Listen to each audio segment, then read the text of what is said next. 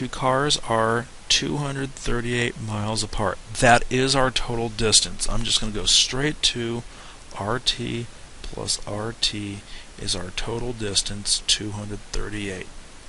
They're traveling towards each other on the same road. They meet in 2 hours. Nobody got a head start. So each of their time is going to be 2 hours. Now one car is going 5 miles an hour slower. So if the first car is traveling at R, the second one's going at R minus 5. Put the plus sign in, equals 238. There's our equation.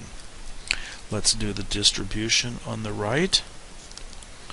Our left side becomes 2R plus 2R minus 10 equals 238. Combine like terms, we've got 4R minus 10 equals 238. We're going to add 10 to both sides of this equation. That's going to give us 4R equals 248. Let me slide this up since we're starting to run out of time, or space. Let's divide through by 4.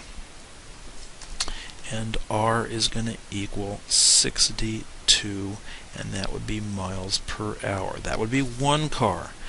But the other one is going 5 miles an hour slower, so R minus 5 would be 57 miles per hour. There's our two speeds.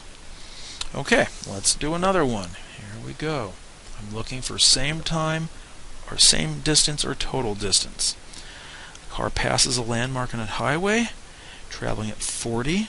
An hour later, an hour and a half later, a second car passes the same one, traveling at 70.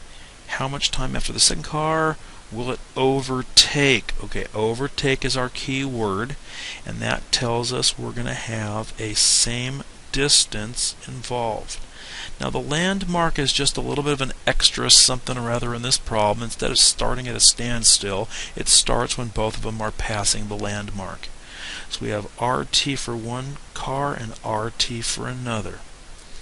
The first car is traveling at 40 miles an hour. An hour and a half later, a second car comes along traveling at 70 miles an hour. So there's the two R's. Now, how much time after the second car passes will it overtake the first car? So we want the second car to be traveling T. The other one got an hour and a half head start, so it will be the T plus 1.5. Now you need to be a little bit careful here, because you don't want to say, ooh, the second car left an hour and a half later, and give it the T plus 1.5, because that will mess things up. The one on the left, that was the first car that was traveling for the extra amount of time. Now, note, we could have let the one on the left be T and the one on the right be T minus 1.5, but because we're solving for how long will the second car be driving, I chose to let T be there representing the second car. So let's distribute the 40. We're going to have 40T plus 60 equals the 70T. Let me raise this up here so that I'm not blocking you guys from view. Subtract the 40T on each side of the equation.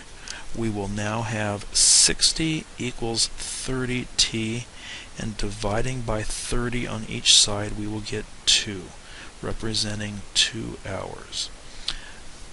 So the second car is traveling for 2 hours. If we needed the first car, we would add the hour and a half and say the first car has been going for 3.5 hours. 2 plus the 1.5. Okay, final problem for this video. Notice how we have a total distance of 2,850 miles.